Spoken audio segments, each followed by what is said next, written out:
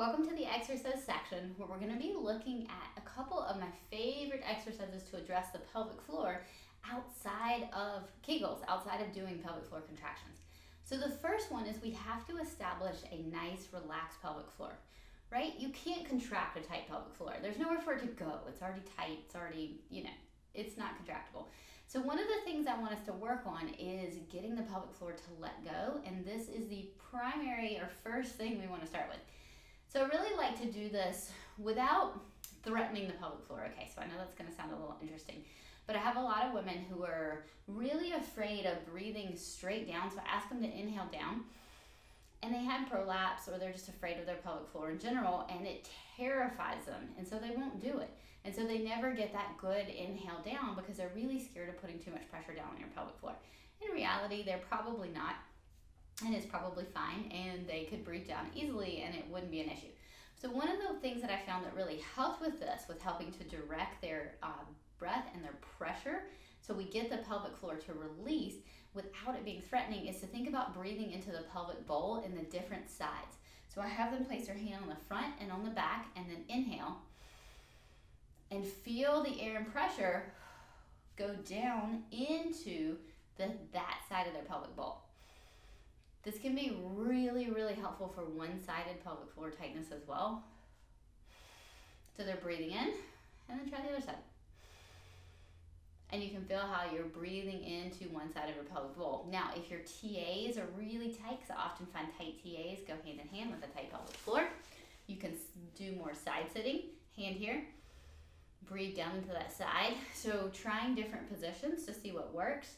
Perfect. All right, so what you want to do is just give me a nice few breaths into the pelvic bowl on each side to get that to expand, and then give me a breath down to the middle and see how that feels. So I like to think about it as, when you go to the fair and the balloon guy is blowing up those animal balloons to make animal balloons. I'm sure you've seen that somewhere before. And so it's these long balloons. And so that's kind of what I like to think about when I think about the pelvic floor and the vaginal canal. So I like to think about it as one of those animal balloons, and we kind of want our inhale to blow up that vaginal canal, but we don't want it to pop, okay? So when you think about your inhale, think about feeling your breath travel down the pelvic floor, get right to the entrance, and then stop and come back out for your exhale. You don't want to push the breath out of the entrance. And so you can imagine that balloon blowing up where you feel that nice release and expansion all the way down, but you're not going to pop it, and then back up. And that is one of the best ways to focus on breathing down. If you right now are sitting there going, Sarah, you are crazy, that I can't feel that. I can't feel my inhale travel down my pelvic floor. That does not happen. You, my friend, probably have a tight pelvic floor and just don't realize it. So the women that I see that cannot inhale and feel that travel down the length of their pelvic floor, they almost always have tightness. But it doesn't have to be this severe tightness. It can be very small, just small enough to affect function, but not big enough to where they're like, oh yeah, my pelvic floor is tight. I have all the painful sex and all the kind of symptoms that go with a tight pelvic floor. No, not necessarily bring that. You can have this low level of tightness that affects function that could be causing leaking or not making prolapse improve, but it's not big enough to be something where somebody would label it, oh, tight pelvic floor. It's just like a little bit of increased tone. All right, so if you're having trouble feeling that, then you probably have a little bit of increased tone. What a fun finding. All right, so we're gonna work on that throughout the course with optimizing that pelvic floor so that you can have great pelvic floor strength without that tightness, because that could be one of the pieces holding you and the women you work with back. So I think it's important to work through things on ourselves because we learn a lot. We learn a lot by working and trying things on our own body. It's like so many aha moments, and then we can take those and we can share them with other people, which I think is really cool.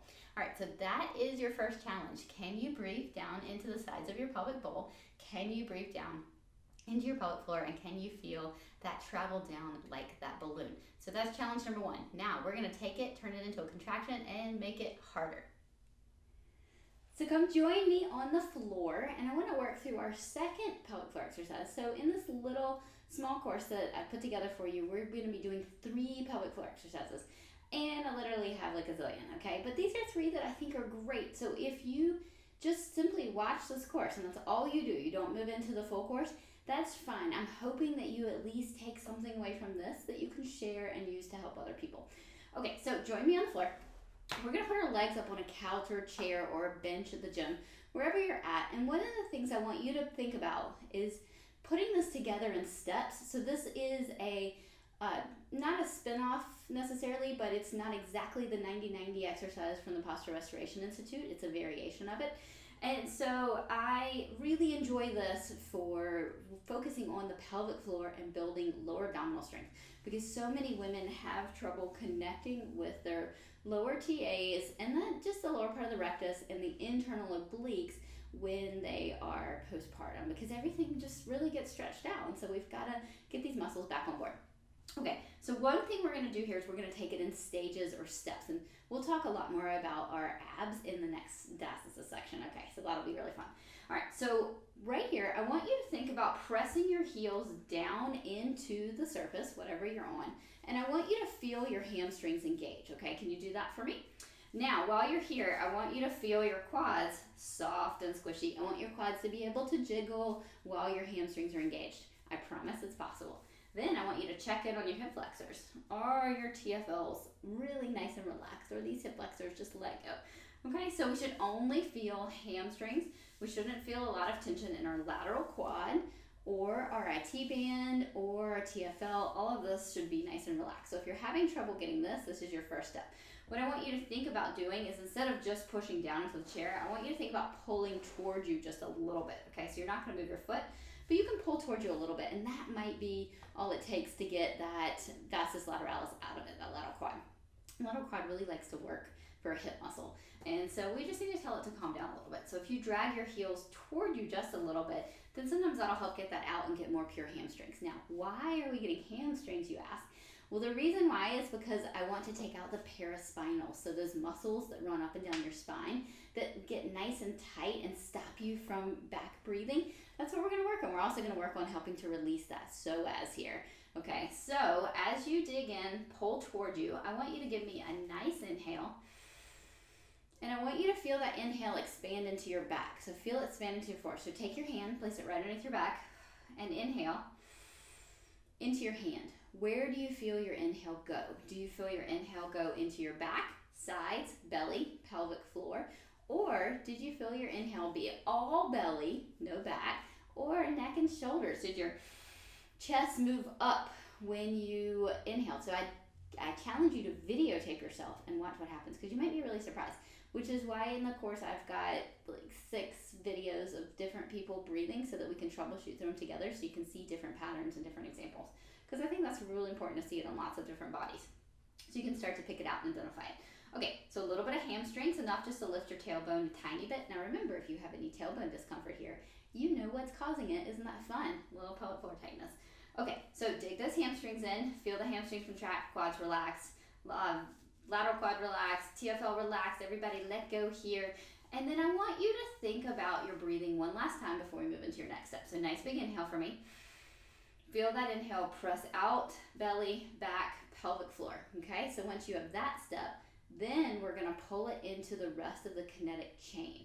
Okay, so I want you to grab something to squeeze. So we're going to squeeze the ball between our knees, engaging our adductors. So that's your next step. I want you to focus on being able to squeeze the ball without, you guessed it, quads and hip flexors, right? We don't need to be quad dominant people.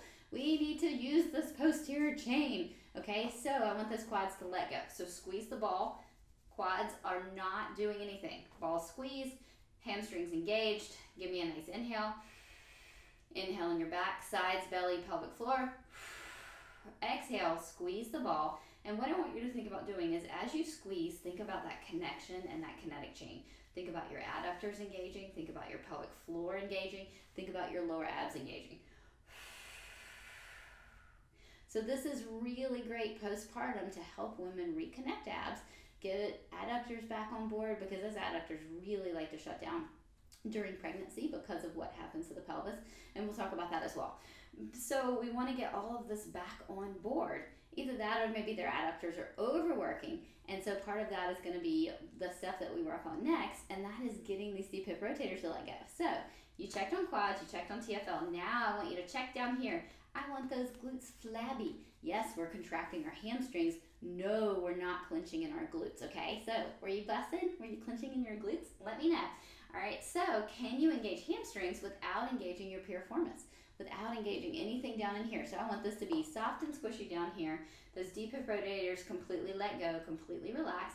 And so inhale, feel all that great expansion. Exhale, squeeze, adductors engage, front of your pelvic floor really engages, lower abs flatten as we get all the air out. Now, this is going to be really great to put together into an exercise. To advance it, we're going to want to start working on really getting those ribs down. We're going to want to not have our abs necessarily overly contract for breathing, but we're going to want to get those ribs moving. Remember how we talked about that? But what we need to be mindful of, especially someone with pelvic floor issues, is getting the ribs down and in first can often drive a lot of pressure down into the pelvic floor if someone did not get a good setup with a really good inhale. So I find if we get the inhale down, the exhale will come up. If they initiate with a shallow inhale, their exhale will often bear down.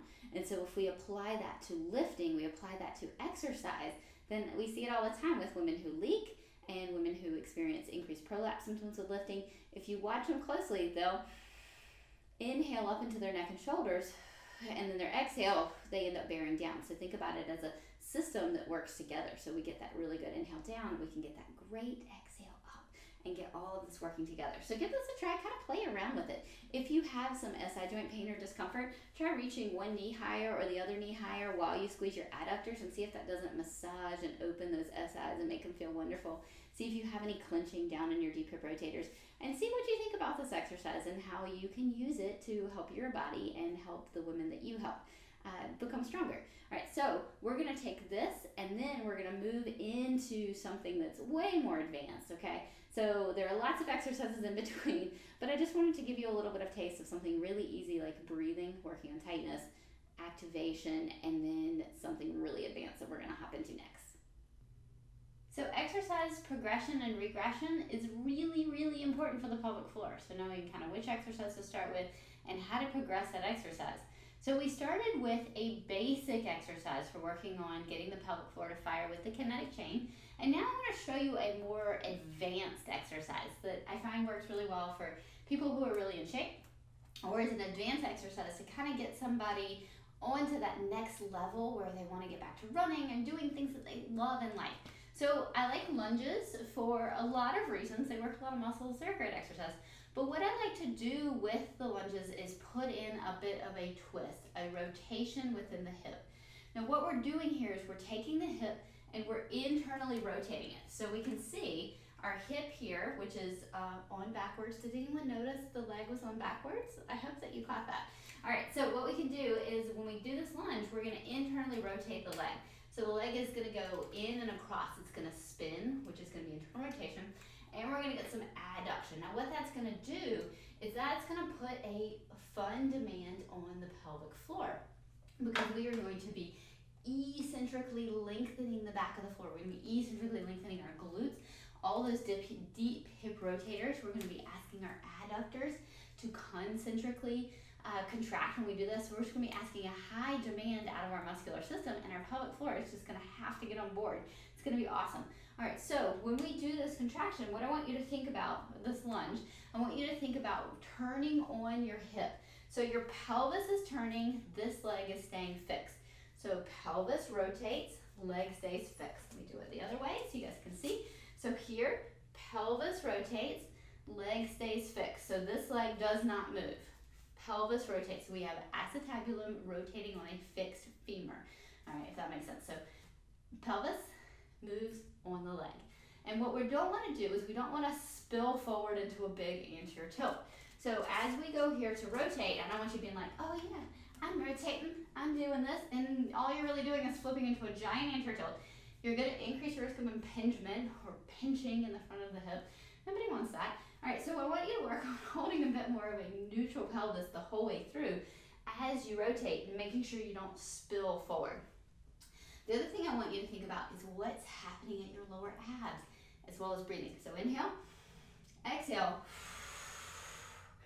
lower abs should flatten just a little bit as you come down to make sure you're not bearing down on the pelvic floor and the pelvic floor is getting on board for this. So as those adductors concentrically contract as you come down, your hip is going to be opening. We're going to get a really awesome lengthening through the hip back here, which is going to be opening the back of the pelvic floor. Great for anyone with pelvic floor tightness in the back. Love this exercise for them, okay? And contracting the front a little bit more, preferential contraction of the front of the pelvic floor. All right, so this is going to go a long way for making both the pelvic floor and the hips nice and happy. So basic is just start real small, just up here. We're not doing a ton of motion. All we're working on doing really is just getting some rotation in the hip. All right, we're working on transverse plane. We don't do enough transverse plane exercises. Okay, so nice and small. And then as you get a little bit more advanced, you can take it all the way down, where you're doing transverse plane all the way down. So we're going down for a lunge, transverse plane. You don't want to be like crazy going forward over your knee so your heel comes up, but if you go over your knee a little bit, that's fine. All right, the other thing you don't want to do is stay too upright, because that's going to put a lot of tension on the psoas. All right, so rotate down. When that feels good, I want you to grab a band, all right? And we're going to add a little bit of extra core. So remember what we talked about in the pelvic floor section, where we talked about what happens with the core, the abs contracting with the pelvic floor. So we're going to add in a little bit extra for that. So here, inhale. So I am inhaling down, exhaling as I come across. Lower abs are flattening, we're not getting any bulging.